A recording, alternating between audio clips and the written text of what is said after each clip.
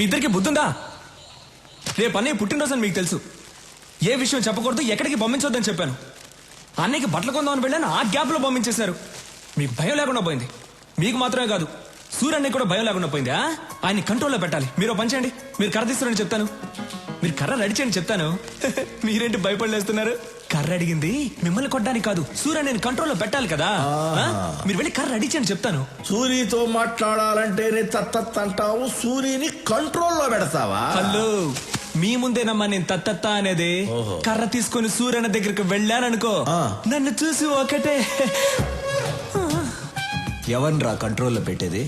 Control కాదన్నా, country, దేశభక్తి గురించి మాట్లాడుతున్నాను. ఇదిగో కర్ర కావాలన్నావు. నేను ఎప్పుడు కర్ర కావాలన్నాను? ఎవరినో కంట్రోల్లో పెడతాన్నావు. నువ్వు కంట్రోల్ తప్పుతున్నావు, సైలెంట్ గా ఉండు. అదే సూర్యుని కంట్రోల్లో పెడతాన్నావుగా. సూర్యని మనమేంటి కంట్రోల్లో పెట్టేది, ఆయన కంట్రోల్లో మనం ఉండాలి గాని. నువ్వంట కంట్రోల్లో పెట్టు.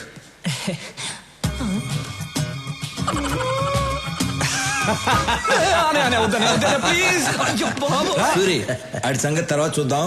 ముందు బయట బస్తీ జనం నీ కోసం వెయిట్ చేస్తున్నారు. తీసుకో. నమస్కారం. ఏ రాములు, అందరూ ఒకేసారి వచ్చారు? అయ్యా, మీరు మా కోసం చాలా చేస్తున్నారు. ఇల్లు కట్టించారు, పిల్లలు చదువుకోవడానికి స్కూలు కట్టించారు. మాకసలు ఏ కష్టమూ రాకుండా మీ సొంత మనుషుల్లా చూసుకుంటున్నారు. అయ్యా, రేపు మీ పుట్టినరోజు. అంటే మీరు ఎప్పుడూ పుట్టినరోజు జరుపుకోరనుకోండి అయ్యా, కానీ ఈ ఒక్కసారికి మీ పుట్టినరోజు మేము జరుపుకుంటామయ్యా. అయ్యా, రేపు ఒకసారి మా బస్తీకి రండి అయ్యా. ఏంటి బాబా ఆలోచిస్తున్నారు? రేపు మా కోసం తప్పకుండా రావాల్సిందే. అవును, మీరెందుకు ఫీల్ అవుతున్నారు? ఆయన రావాలంతే కదా. ఆయన వస్తారు, నేను తీసుకొస్తాను. ఏంటన్నా రారులే. సరే, మీ ఇష్టం.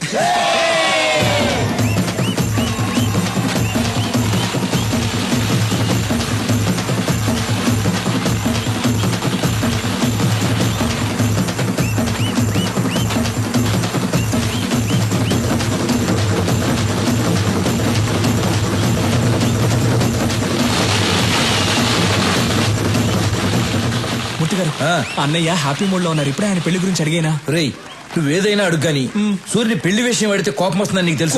కోపం వస్తుందని వదిలేస్తే ఆయన పెళ్లి చేసుకుంటే కదా నాకు పెళ్లి అయితే నాకేం చేయబోతుంది? రేయ్, నీకు పుణ్యం ఉంటుంది కానీ ఇప్పటికి వదిలేరా. కావాలంటే రాత్రికి ఒంటరిగా వెళ్ళాడు. ఒంటరిగానా? ఓకే, నైట్ పెగ్గేసుకుని వెళ్ళి అడుగుతా. వెళ్ళు. Okay okay. నా కొడుకుని కొట్టాడు, ఇప్పుడు హాస్పిటల్లో కోమాలో ఉన్నాడు తెలుసా?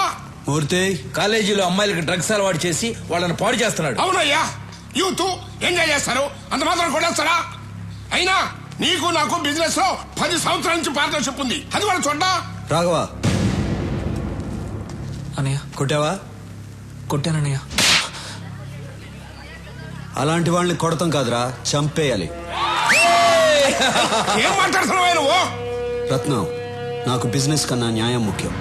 ఒరేయ్, మనతో బిజినెస్ చేసేవాళ్ళు వ్యాపారమే తెలిసిన వాళ్ళు కాదు, మంచోళ్ళు కూడా అయి ఉండాలి. మూర్తి, వీడు అకౌంట్ సెటిల్ చేసి పంపించేసే.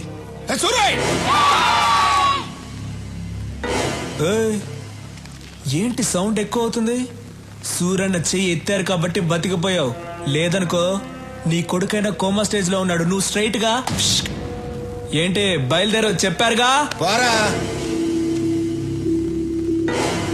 ఏంటా లుక్? చూసించాలు, వెళ్ళు. ఈ రోజు అన్నయ్య పెళ్లి గురించి అడిగేస్తా.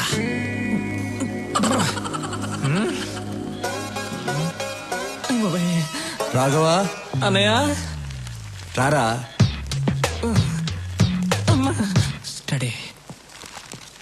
ఎరా, భోంచేసావా? బాగా చేశానన్నా. ఏంటి మాట తేడాగా ఉంది? అన్నా, మీరు నన్ను క్షమించాలన్నా, మీ దగ్గర ఒక విషయం మాట్లాడాలి. ధైర్యం లేక మందు తాగొచ్చానన్నా.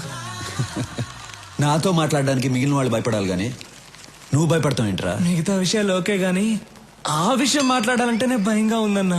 ఏ విషయం రా? అదేనా నీ పెళ్లి గురించి.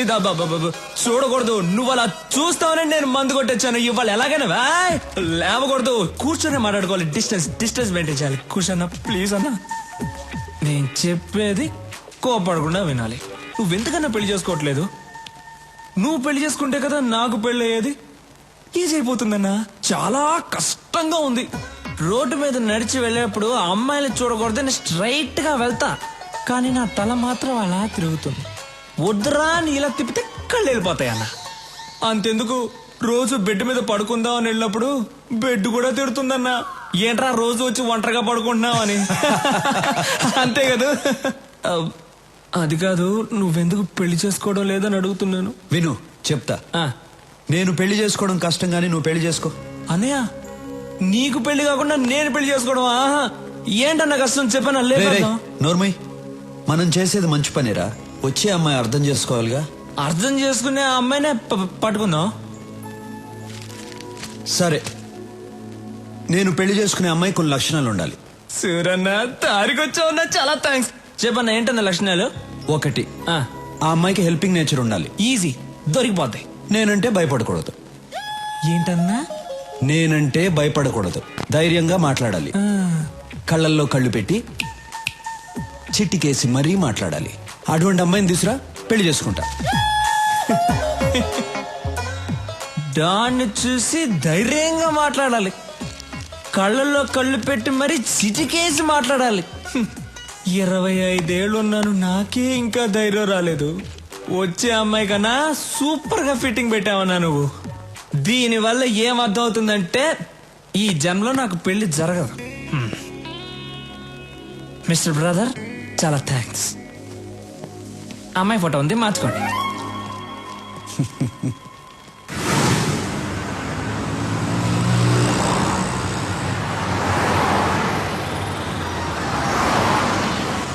రాఘవా, మనం వెళ్ళే ఫంక్షన్ ఎన్నింటికి? ఇంకా అరగంట టైం ఉందన్న.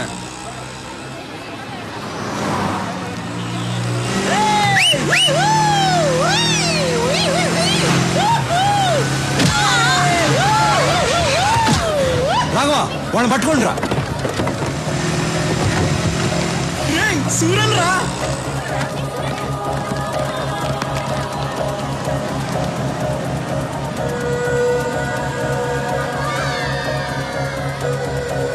జై, వెళ్ళి వాడిని పట్టుకోండి.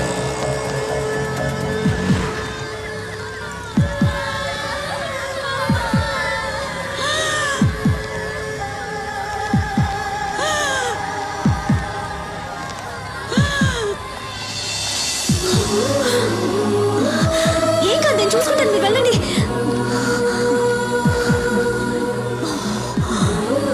త్వరగా వెళ్ళండి.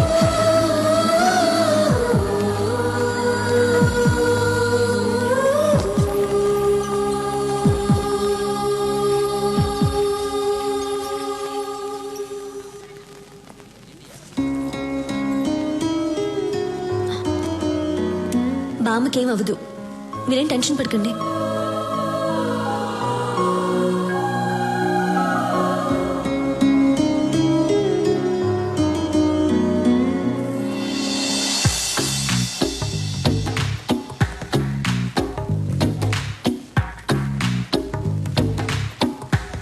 ఆ అమ్మాయికి హెల్పింగ్ నేచర్ ఉండాలి.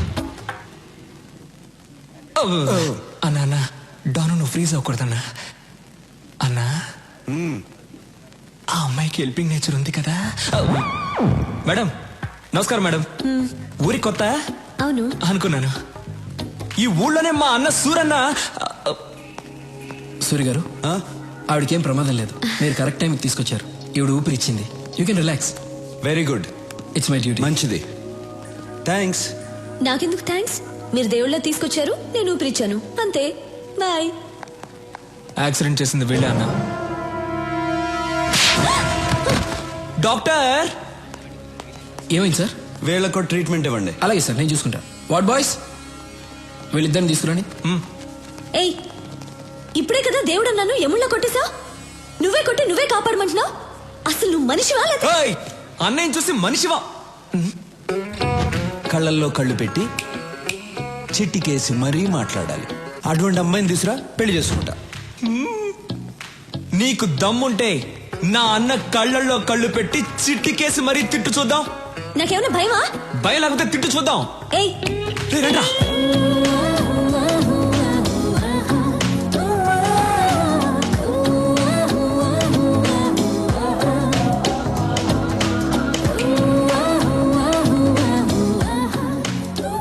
అన్నా, నువ్వనుకున్నట్టే ఆ అమ్మాయికి హెల్పింగ్ నేచర్ ఉంది, కళ్ళల్లో కళ్ళల్లో కళ్ళు పెట్టి మరీ చిట్టికేస్తుంది.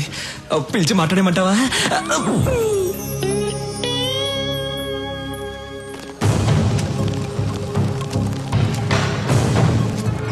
Why they call for emergency meeting? Don't know sir, urgent గా కాల్ చేశారు. Any urgent matter? I don't know. కొత్తగా ఏమైనా ఇంటెలిజెన్స్ రిపోర్ట్స్ వచ్చాయా? Let us see.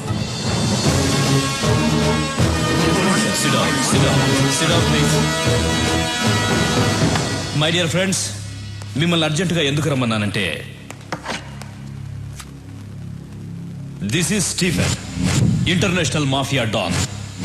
ఇండియాలో ఉన్న మాఫియా డాన్స్ అందరికీ ఇతనే సుప్రీం. ఇతని మీద smuggling, blackmailing, kidnapping, murders, hawala, land grabbing లాంటి చాలా కేసులున్నాయి. కానీ కేసులే ఉన్నాయి, సాక్ష్యాలు లేవు. దేశంలో చాలా రాష్ట్రాలు వీడు చెప్పినట్లే నడుచుకుంటాయి. ఇప్పుడు వీడి కన్ను మన రాష్ట్రం మీద పడిందని ఇంటెలిజెన్స్ రిపోర్ట్స్.